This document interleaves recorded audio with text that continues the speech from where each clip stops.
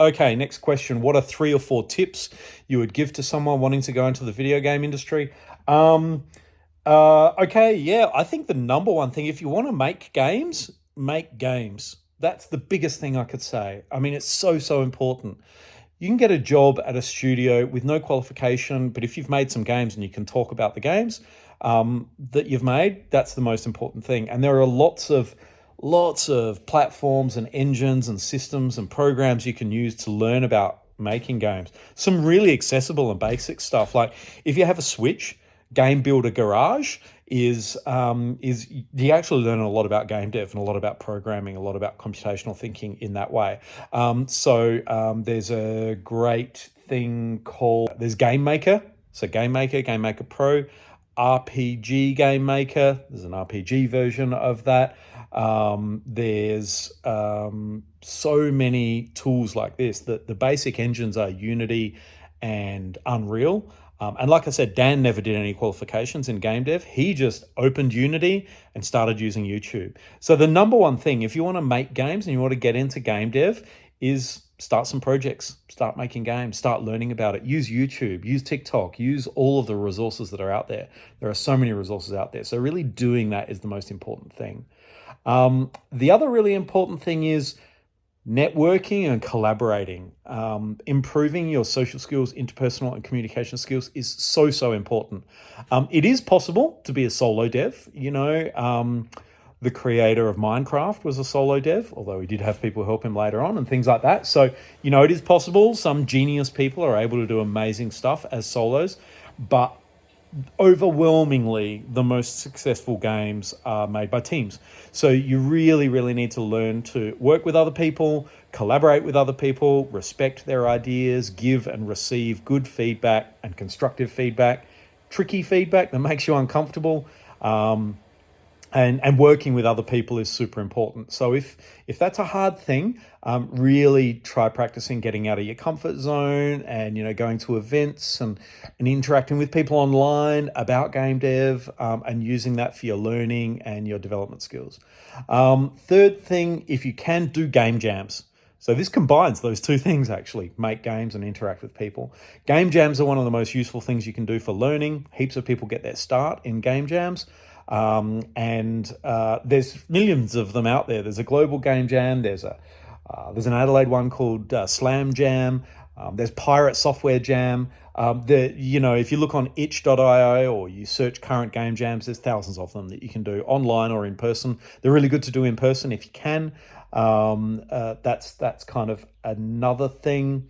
And then finally, work really hard. It's super hard. It's really hard to get into game dev and to be successful in game dev. And even if people who do study in the area find that they need to extend themselves and stretch themselves and do private projects and build their portfolio, like just studying, just getting the qualification and doing the bare minimum is nowhere near enough because everyone wants to do it, right? It's super competitive. And there's so many games out there as well. So you have to work so hard and go above and beyond the kind of basic stuff.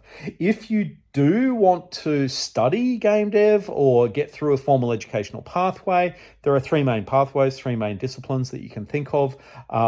Probably my recommendation if you're just starting out and you have no preference is programming. That's probably the best thing to do because it's super essential for any game.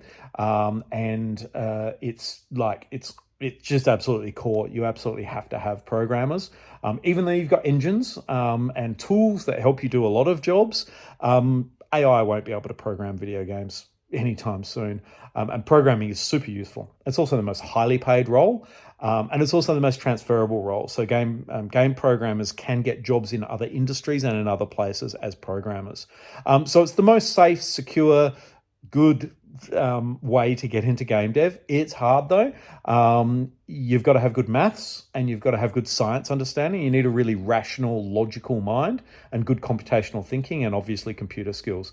So programming is a super specialized, really important, but highly, highly valuable skill. You can also be an artist. So if you're more artistically inclined, develop your art, keep working at that, keep drawing, keep using your Wacom or tablet or Procreate or whatever, draw and get better and improve and all that sort of thing, because you need artists as well. 2D, 3D, animation, rigging. There's lots and lots of stuff on the art side that you need. You can be a technical artist, which is kind of like a programmer and an artist together. So these things blend as well.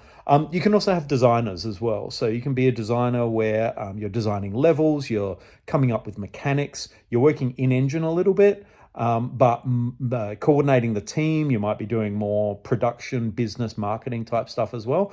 Design is probably the hardest one to be successful in because it's the kind of the most generic and the most number of people doing it. It doesn't require specific technical skills. So design is kind of hard. But that would be my recommendation about formal education in game dev. But basically, if you want to be a game dev, do it. Just get into it. Start making games, start doing stuff, start producing stuff. Oh, and the other thing is get used to the idea of promoting yourself. Okay, I think it doesn't matter how skilled you are. If you're not able to talk about what your skills are, if you're not able to, post on social media or create a profile or something like that, it's going to be really hard for you. So if you're young, the best thing to do is start a social media and then start posting to it and start talking about what you're doing in game dev and what you're doing in your learning. And I guarantee you, in 10 years, you'll be grateful you did that if you do that continually, or in 5 years.